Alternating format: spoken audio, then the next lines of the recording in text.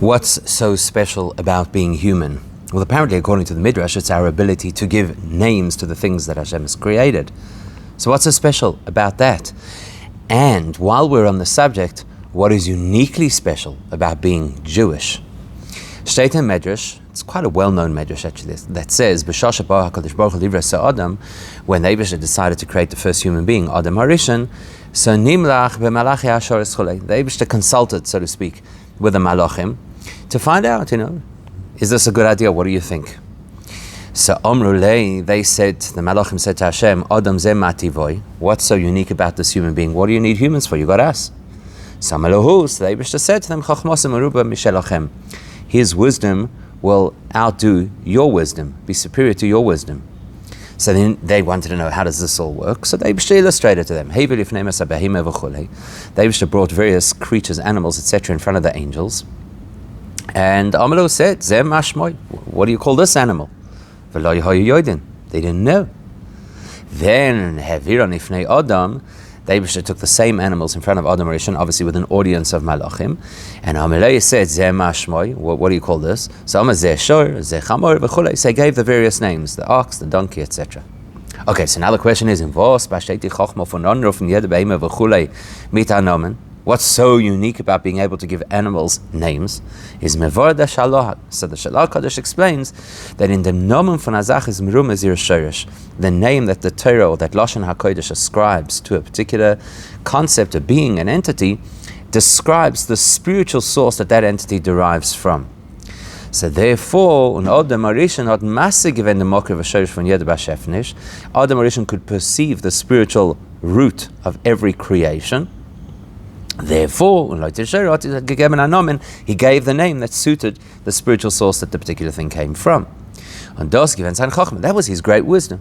To put it into the language that the Shalah uses, by understanding the nature of the physical lower entities, he perceived the greater spiritual vehicles that give rise to those physical entities. If you have a look, the Maggid of Mezrich goes into quite a lot of detail about this, exactly how it works, and the perception and how it applies to us giving our children names. And he goes into a description of the letters and what they represent. It's a very interesting concept that in order to give a proper name according to Torah to a physical entity, you have to be able to gaze right into its spiritual source. Beautiful concept, but we still have some questions. We have to understand two things. First of all, the fact that Adam Rishon apparently could perceive the spiritual root of every entity is the surely that's not a matter of wisdom, it's not an intellectual ability. The idea in the ability to perceive the higher spiritual planes and vehicles is not abhängig von it's not a matter of intellect, because then the great scientists of the world would also understand it. Now, what gives a person access is a refinement of their capacity for understanding. In other words, the more refined a person is and the closer to spirituality they are, so they'll be able to perceive and comprehend things of a higher spiritual nature. So it's not about intellect and it's not about wisdom, it's about edelkeit, it's about refinement and spirituality. That's the first question. Number two, if that's true, then how did the angels not know these names? According to the way the Shalah explains it, is the idea abhängig von the idea von Seidam Merkavos Elyonos. How do you come to understand what the appropriate name is for an entity, for a being, for a creature?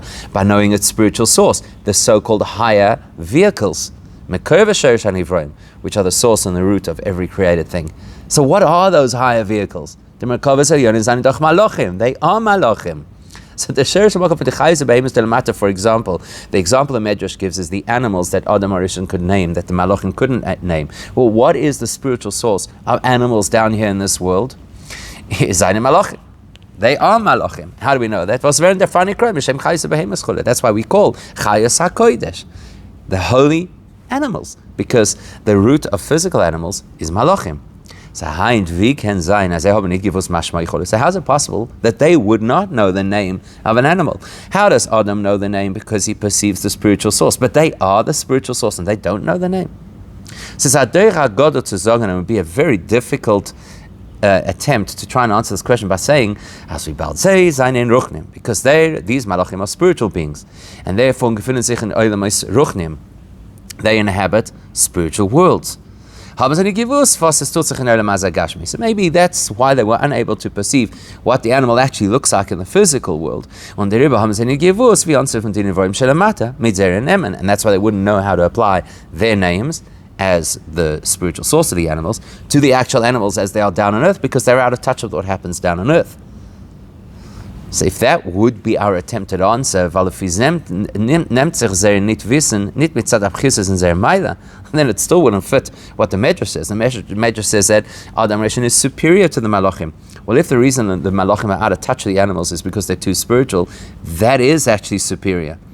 Right? It's not a lack on their part.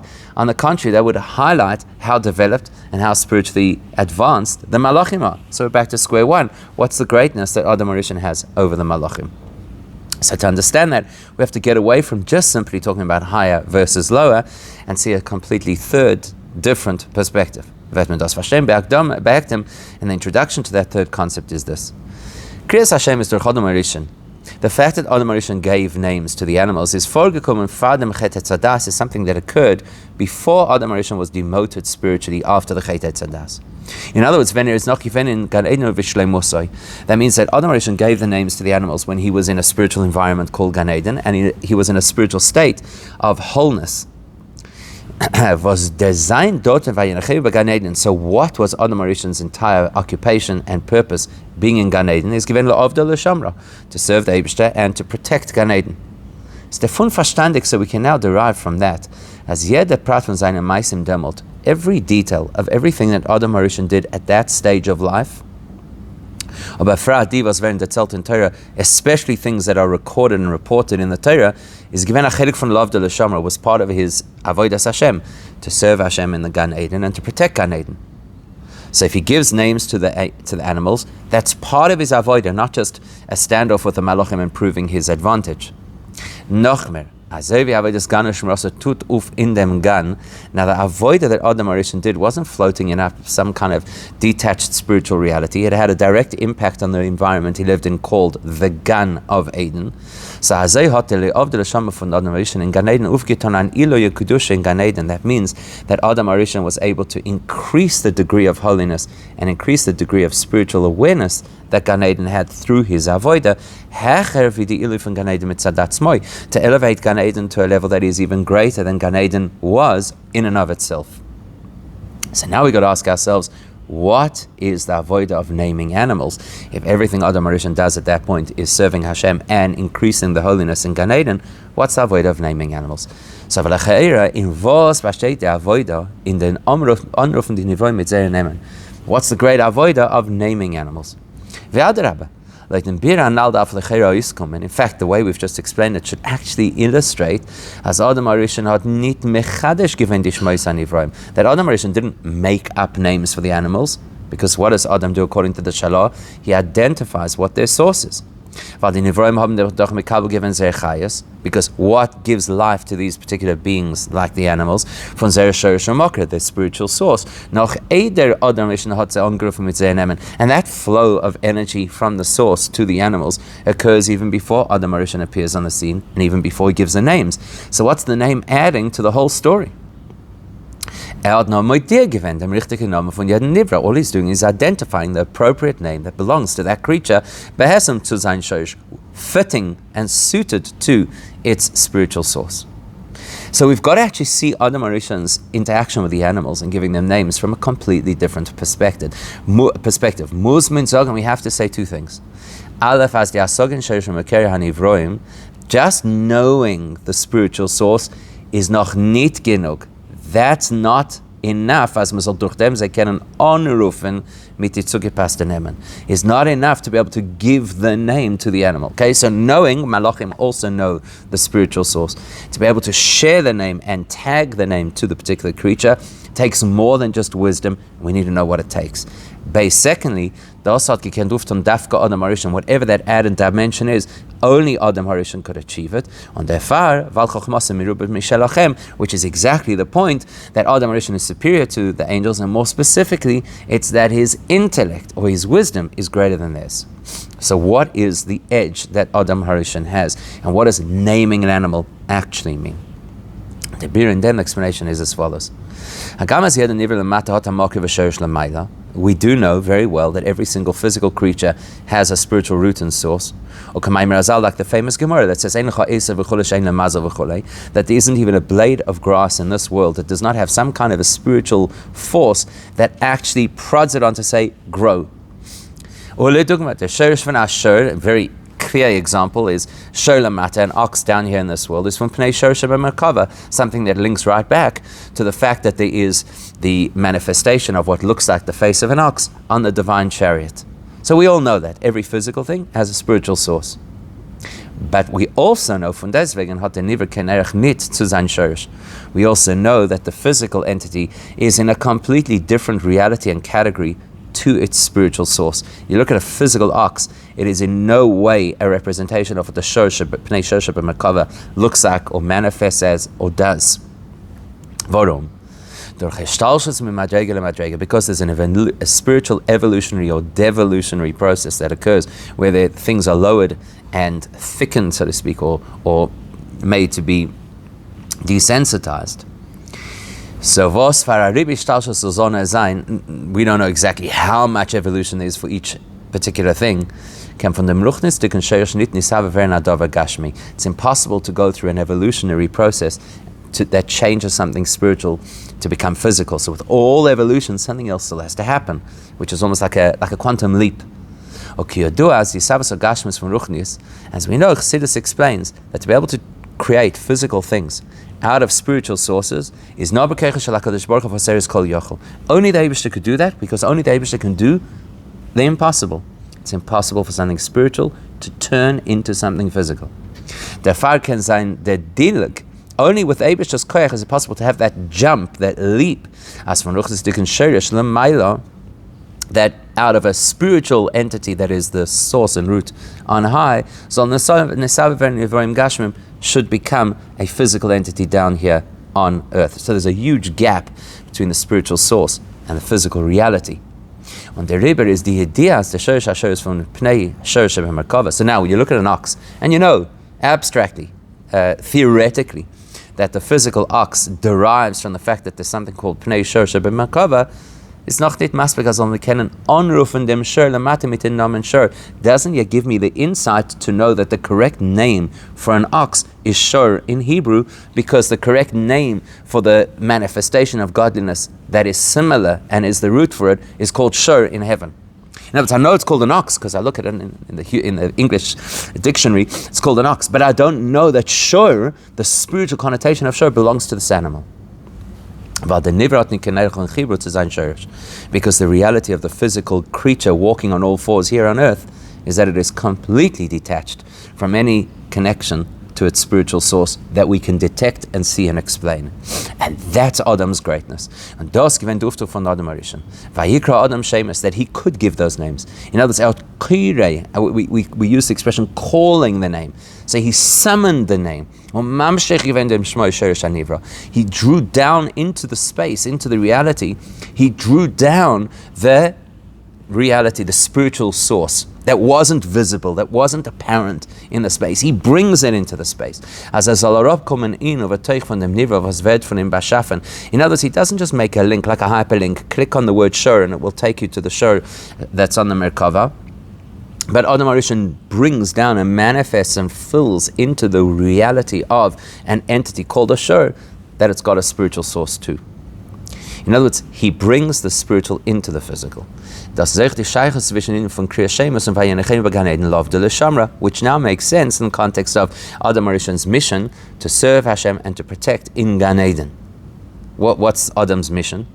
If you look at creation, just as creation is, then I feel in Gan Eden, was is the Chelek Achi Muvcher im Welt, then even when you're in Gan Eden, which is the highest reality of creation, aber Frat wie Gan Eden is given lifnei achet, especially the Gan Eden of that time, which is before Adam and Chava did damage to the system through the Chet Eitzadas, is nito kein golidike Verbund zwischen an Nivra lemata mit sein Sherish lemaila.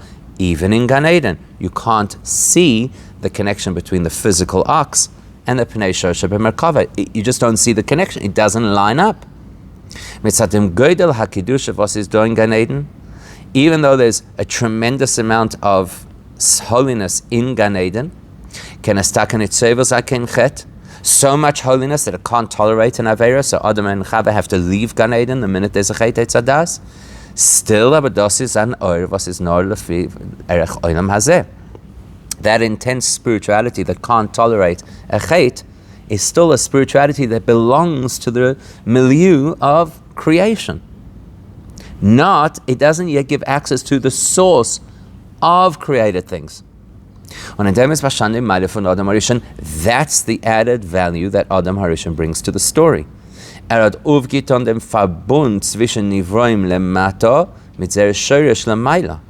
Adam HaRishon innovates is, not only is there a spiritual package that belongs to the physical world, which is very powerful and intense, so much so that if somebody does something wrong, they lose that spiritual intensity. Adam HaRishon brings something into the world of creation that is from beyond creation, that is from the sources of the various created beings. Not only does it bring it into the reality, but he unifies the source with the product, to the point that the name of the physical created being, the name that every person will use for this creature, including children who are immature or adults who are uninformed. Here in this world, they'll still call it show. It's like the Oasis from Zan Sherish Lamaila, a name that suits the letters of the spiritual code that makes the shor source in Shamayim. That's what Adam HaRishon achieves. Not only does he say, this is the correct name because I know what the spiritual source is, he says, I'm going to make that spiritual source part of the reality of the physical as well. Damit wird man verstehen, für was Adam HaRishon hat gekannt geben die Shemes und nicht die Malachim, which explains why Adam could give these names and the Malachim was stamped. Hagam, as die Malachim haben gewusst, as der Sherish von dem Shor ledugma. The Malachim were just as aware of the fact conceptually that, let's use the ox example, that the spiritual source of the ox is from Pnei Shor Sheba Merkava, derives from the incredible manifestation of godliness, the Merkava, and the dimension called Shor. Von deswegen seien sie nicht bekehrt zu oft an dem Chibur von Sherish HaNivra, mitten Nivra Lamata. All the Malachim could do was be aware of this information in concept. They did not have the capacity to link that information and merge it with the being here on earth. In fact, just to really highlight the point, we know that there were the Nephilim that came down to earth, which is basically, as when a malach kumt arop in olam hazeh, that should a malach enter the reality of this world, verta neufel, he's immediately degraded and spiritually stunted by being in this world. Certainly, the malach cannot overcome or transform the materialism of this world, just doesn't have those tools. Weil zu sein in Welt und zusammen damit sein verbunden mit Elikus, because the principle of being in the physical environment and still connected to God, was is Hecher von Welt, God obviously being way beyond not only the world but the whole creative process. An angel doesn't have that capacity. Either it's in heaven and it's an angel, or it's on earth and it's a collapse. When you deal with a human, was is Adam from Lashon Idam Elyon, who is named Adam because of the similarity, in a sense, that a human has to Hashem. He is so to speak similar, and we have to use the word kvayachol, because obviously it's not literal that we are like Hashem, but a human is God-like in a sense. Was is nit mugbal chas v'shan, obviously has no limits. And you see that in the creation of the human, because what's unique about the human is, on the one hand, is made from physical material, earth, and yet on the other hand, from spiritual material. Hashem blows his neshama into him. Therefore, only a human can create the synthesis between a higher spiritual reality and a lower physical reality, as the tachtem and nivra shelamata, that the lower physical being should have a meaningful link and unity with its spiritual source. Only humans can do that, and that's what stymied the angels. Wow. That is what the Midrash means when it tells us that the Eibishter said to the Malachim that Adam Arishan's wisdom, Chochmah, is greater than you. Chochmah is a very unique kind of wisdom. It is the Ezu Chochmah Reis HaNoiled. We're talking over here about the fact, what is Chochmah? The ability to see HaNoiled, which most people understand simply as what's going to be the consequence of a person's actions, but there's a deep explanation in Chassidus. Wie der Alter Rebbe versteht es, like the Alter Rebbe explains, Sheroi kol davar eich noiled v'nisave cholu b'dvar Hashem. That Roya Sanoilad means you don't just know in an abstract sense that Eibishter creates everything and brings it into being and into existence. You actually see it. You actually experience it. So the Chochmah, Adam Arishan's capacity to see Koyach HaPoel Benifel, to see the Eibishter's consistent creation and infusing of every physical thing with spiritual, holy energy, is far more advanced than that of the Malachim. He's able to literally visualize the recreation of every single thing.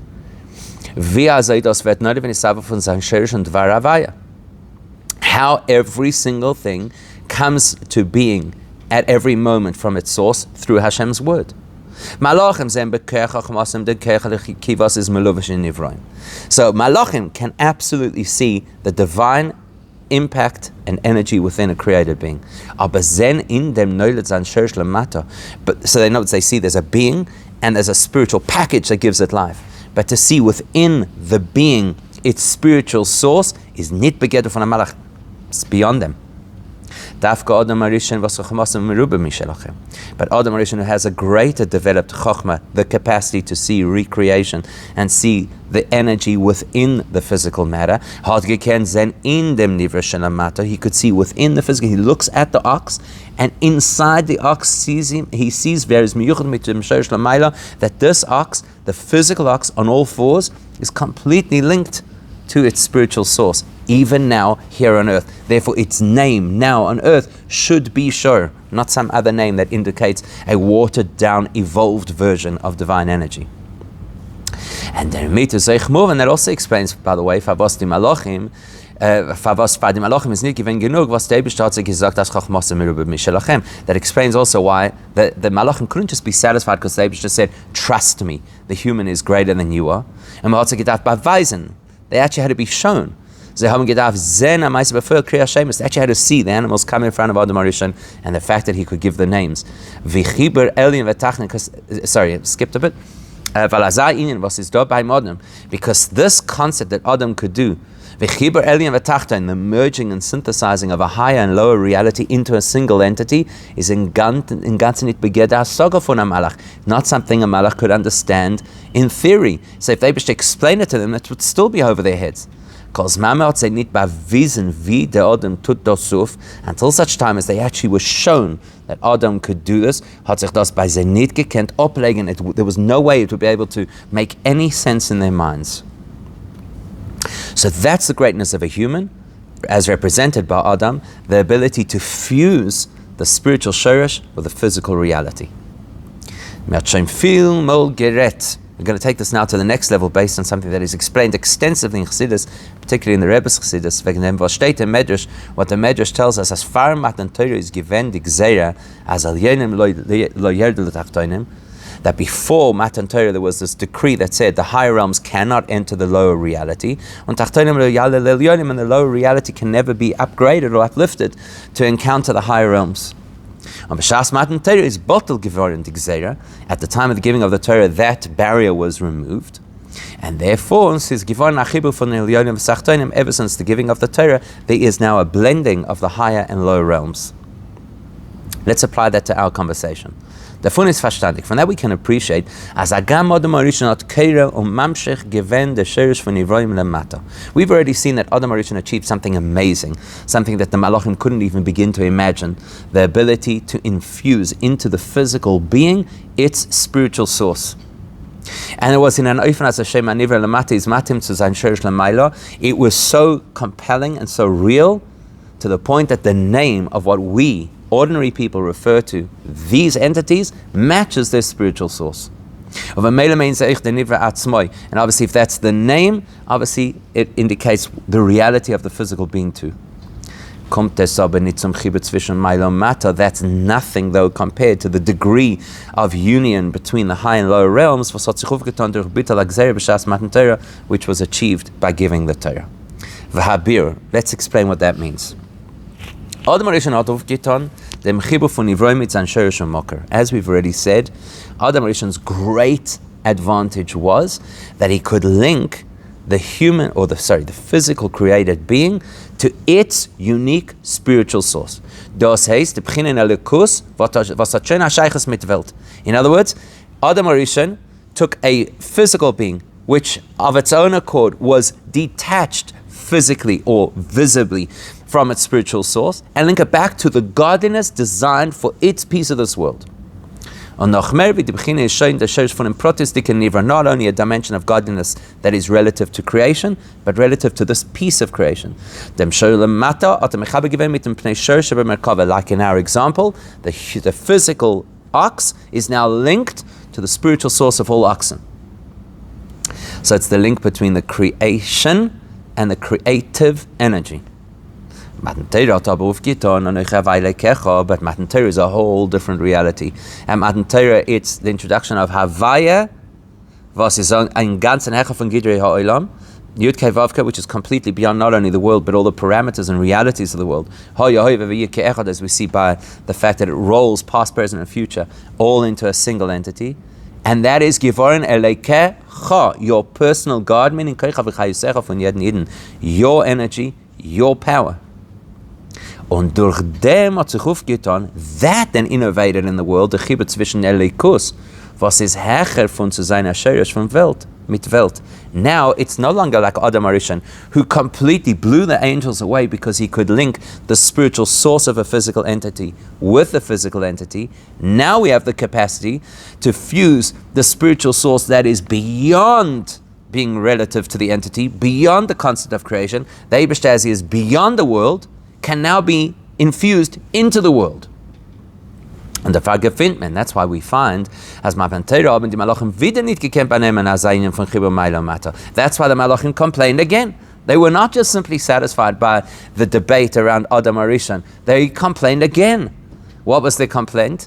They said, wie die Gemara, that Zeltas haben geteilt, the Gemara in Shabbos famously tells us, they said, Chamuda, Genuza v'chulei, you have this beautiful treasure that's been stored away over here for generations in heaven. Atom mevakesh litna levosa v'dam, you want to give it to humans? Mo'enesh gomer.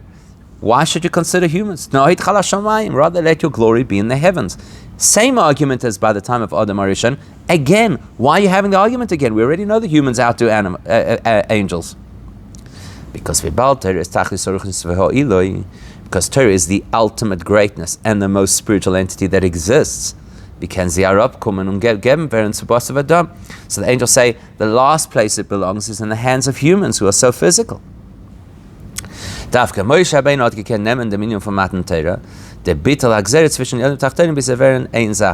Moshe Rabbeinu to appear, debate the Malachim, show them they're wrong, and then bring that absolute godliness which the Malachim believe is completely beyond the physical world, bring it into the physical world. So now that we've identified that the great innovation of humans is the ability to bring the higher and lower realities into one, and now that we've identified that there are two steps to that, Adam's achievement and the Torah's achievement through Moshe Rabbeinu, so now that we have those two principles, first stage is to connect the entity to its source, which is Adam's achievement. And then the second is to connect the created entity with godliness, at a level that is beyond creation, which we saw by Matan Torah. So those two realities play out in our Avodas Hashem on a regular basis. Says Mavur Chassidus. Chassidus explains at length as the inyan from Bereishis Kriyashma, that the focus and the intention of the brachas that we say before we say the Shema is which is a part of the davening where we speak quite a lot about how the Malachim serve Hashem. Is the achonah to the avodah from Kriyashma. So Chassidus explains that's all to prepare us for what we're supposed to achieve in our service of Hashem when we say the Shema. What do we need to do and achieve when we say the Shema? Well, part of what we need to achieve at the time of the Shema is to love Hashem with all your heart. Which implies both sides of the heart, that even the animal soul, the impulsive side of ourselves, should also serve Hashem at the time that we serve Hashem, and should have avas Hashem, should love Hashem. So Mosman, you're free and you got to speak to this Nefesh HaBahamis and explain to it, as in Emerson is in it kemenaget to Kedusha.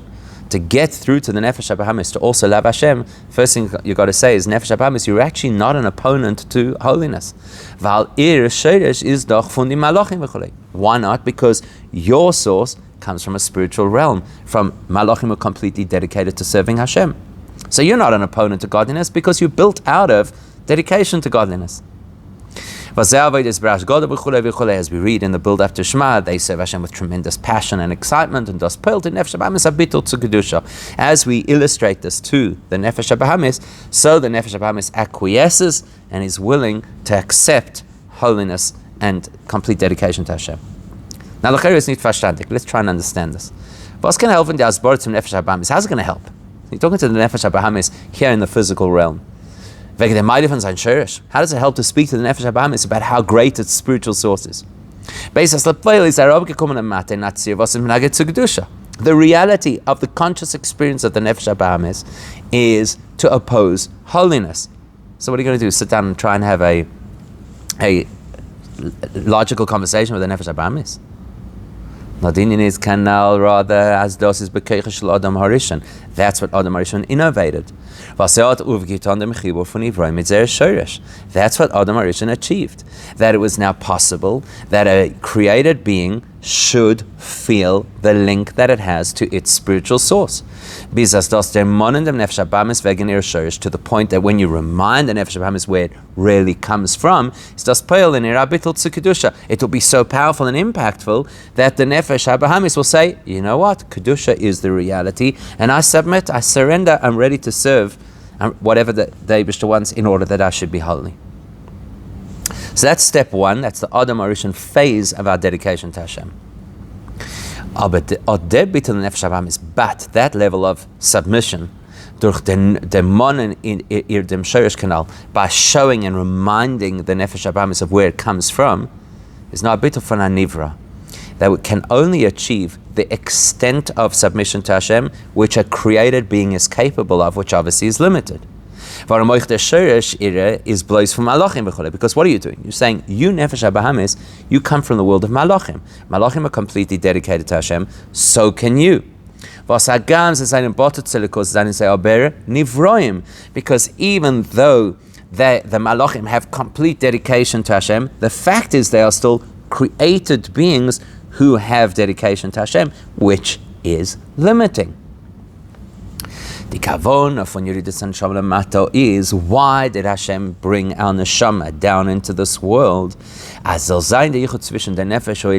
that there would be a link and a union between the neshama, the godly soul, which is literally a piece of Hashem, and therefore is not a creation, but is part of the Creator, and that should be united and bound mitten Nefesh HaBahamis with the animal soul. Und die Möglichkeit of them is gegeben geworden Matan Torah. And the potential to have that fusion and unity was given at Matan Torah. Because at the time of Matan Torah, what happened? The barrier was removed, was telt voneinander zwischen Elyon und Tachton und Bichlolis Canal. That's when we ripped apart that barrier that keeps the higher realms away from the lower realms. So at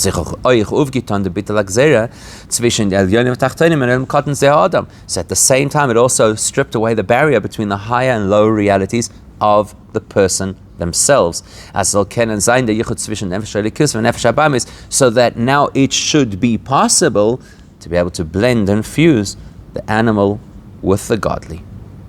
Now, in a brief, like the Friedrich Rebbe writes in a letter, as das, was der Guf ist hungrig zu lechem hagashmi, that the fact that a person will have physical hunger pains and physical cravings for physical food, Nemtzeches derfun is a result of the fact was the neshama is organ zum nitzzelekisha b'meichel. It's because the neshama craves the potential godliness that is in the spark inside that food. They'll say, in other words, what's he telling us? Even physical things that apparently, ostensibly, only seem to belong to the realm of the body and the animal soul, actually are linked to the neshama.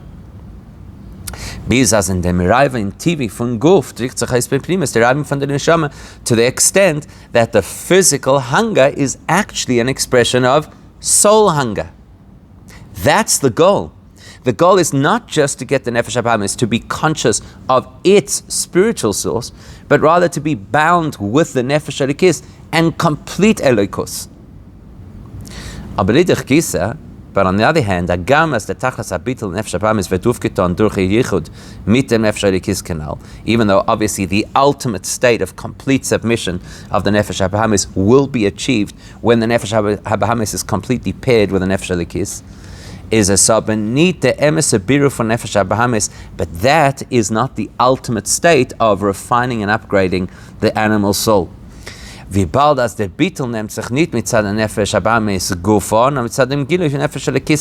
if you think about it, the nefesh habahamis is not responding of its own accord. It's influenced by the overpowering sense of nefesh elikis. And al derech zeh welt bechal, you'll see a similar thing in the world. What's the real intention of turning this lower realm into Hashem's home? As the tachtonim zon verenadil lo yisbarach. The intention is that the lower realm should itself translate and become a home for Hashem. Not because there's some over-intense radiation of godliness that totally overwhelms this world, but it should be a self-actualization, self-realization. Davon ist verstandig, als der Bitte, was tut sich auf in Welt, mitzad der Amshachas Elikus durch Torah mitzvahs. So therefore we can understand that whatever dedication and submission to Hashem is achieved through Torah mitzvahs, hagam as der Bitte vertrufgetan in the Tachtonim Gufa, even though obviously it's going to affect the physical lower world because that's where it happens. Here he says, because ever since Matan Torah there is no barrier between these two realities. But it's the mitzvah that's transforming and translating the reality of the physical item. It's because it's a mitzvah, therefore it's now accommodating godliness. So that's not yet the ultimate state of making a home for Hashem in the physical world, because now we're making a home for Hashem through the physical world. The ultimate kavanah is that the physical items themselves, even when not being used for mitzvahs, should accommodate godliness. So therefore, the tachlis hakavone is the ultimate state will be as es sollen sein beide meiles, that you have to have both advantages. Der Bittel soll sein betachlis, und zusammen damit soll sein mitzad Welt gufa. We want to have on the one hand this absolute dedication to Hashem, which the nefesh habahamis can only achieve through coupling with the nefesh elikis, and the physical world can only achieve through mitzvahs. On the one hand, and on the other hand, we have to recognize that inherently, intrinsically, within the world and within the nefesh habahamis, there actually is a fundamental bittul that already is part of their reality and just has to come to the fore. So to understand that, we're going to examine a concept that Chassidus speaks about, which is the chain of life forms in the physical world is a mirror image of the chain of sources of those life forms in the spiritual worlds. So we'll understand it based on a principle that's well known as the shorish von Domech Tzemech is von Elam HaToyu, that the physical reality of inanimate objects, plant life, and animals derives from a higher reality called the world of Toyu, which is which is actually a higher reality than where humans derive from, which is the world of Tikkun. So Tikkun is a world of spiritual structure, and Toyu is a world of spiritual intensity. And now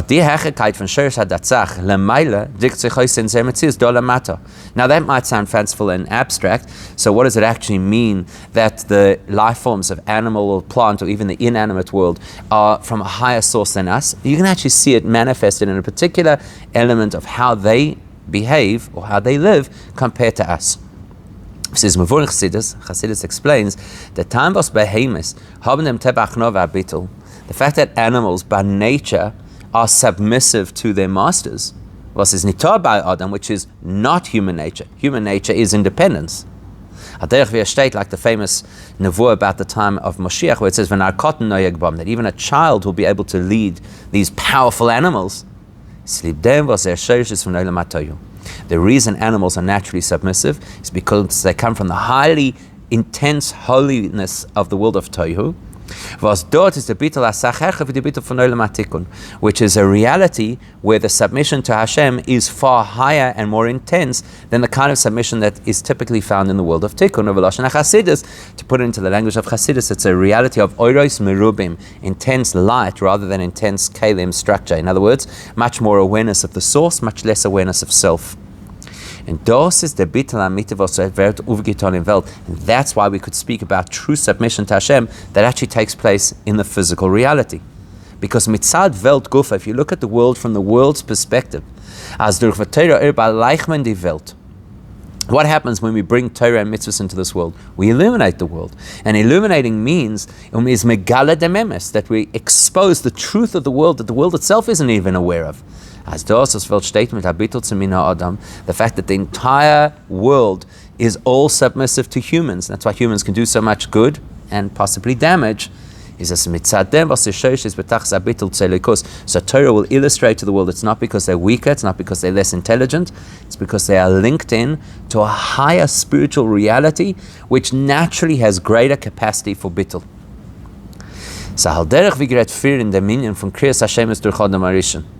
So we're going to link this back now to the process where Adam Arishon gave the names. As Aleph, we said firstly that means that yes, of course, every single creature lives with its particular life force and its particular nature because of the spiritual source it comes from. And yet, in order for the creature to be aware of the fact that that has anything to do with a higher spiritual source, Adam had to do that. He had to give the name. He had to create the link. He had to make that awareness. Number one. And number two, the specific process that Adam Arishon used to create this awareness in the world was by giving names. Because the whole purpose of a name is look at the name and it will tell you the spiritual code so that you know what spiritual source this item comes from.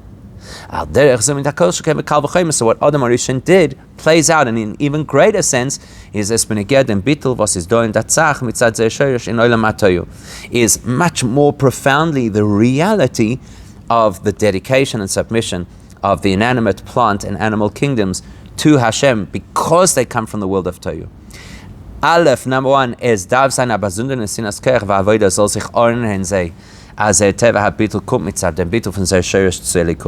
you have to make an animal aware of the fact that it has a spiritual source, then you definitely need to create the awareness that its spiritual source is from such a deep and high place. It's not going to come naturally. So if Adam had to make the world aware that there are names of animals that speak about their spiritual reality, we definitely have to somehow impact the world that it becomes conscious of its very high, lofty source and therefore absolute dedication to Hashem. Secondly, the chibur zwischen Tatzach mit Zer Shorish B'Olam HaTorah is verbunden mit in Hashem. As we've seen, the name is key. V'aser is that sinner was verbindet sich mit Zer Shorish. As we've seen, the name becomes the channel, the funnel through which the connection can happen between the spiritual reality and the physical entity. So those two facts that we have to make the conscious awareness, and it's specifically through names, is relevant information for us. This is something that the Rebbe Marash speaks about in a series of Maimorim, where the Rebbe Marash describes the incredible submission to Hashem that exists in the realm of Tohu. And Eretz Masber explains, as that even this intensity that exists in Olam HaTohu, because that is the distinctive factor of Olam HaTohu, it's a place of major intensity. It's because of that intensity that everything actually explodes. And there's what we call the broken vessels. Nothing can contain itself. Nothing can stay in a meaningful or sustainable way. That whatever comes into a position of power very soon collapses. Says the Rebbe Marash is nita inyan shel yeshus chas v'shalom. That is nothing to do with ego. Normally, if there's a clash and systems fall apart, because everybody is so intense in their views, usually that implies ego. I don't want to hear what you have to say, you don't want to hear what I have to say, therefore we can't work together. So you might interpret that that's what happened in the Olam HaTohu.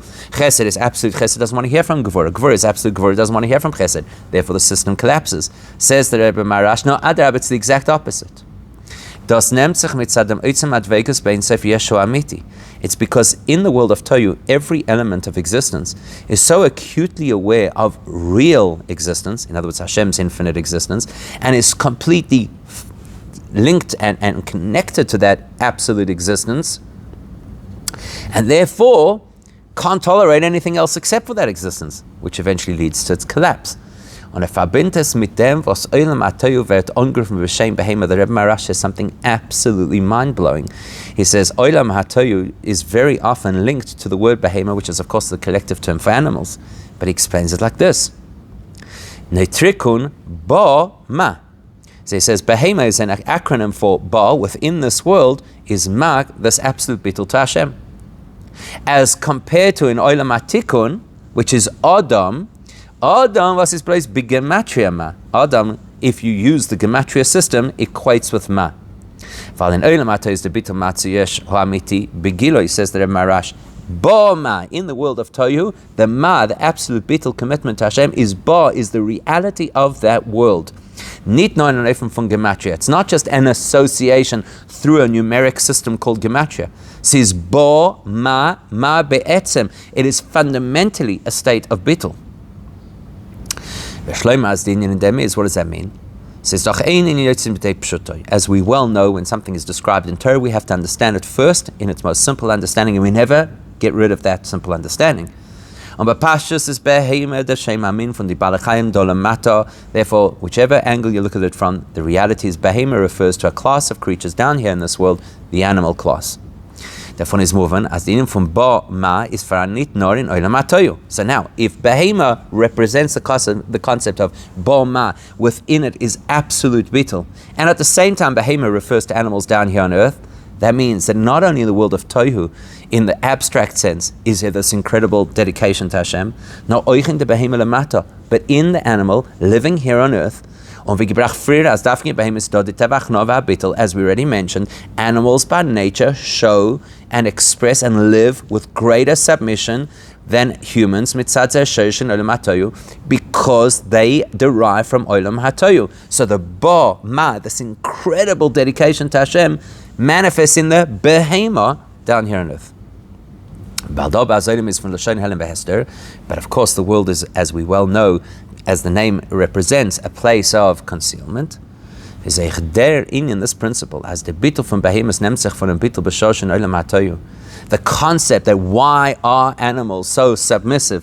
Because they come from a source in Olam HaTohu, which is complete bittul to Hashem.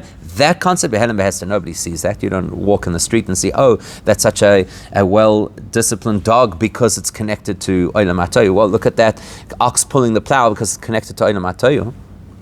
So it's actually possible that you could have creatures that derive from such a lofty source in Olam HaTohu. And how are they here on earth? They could actually be belligerent, they could be aggressive, they could attack human beings. Show the opposite of submissiveness. Humans who of course are supposed to represent godliness in this world.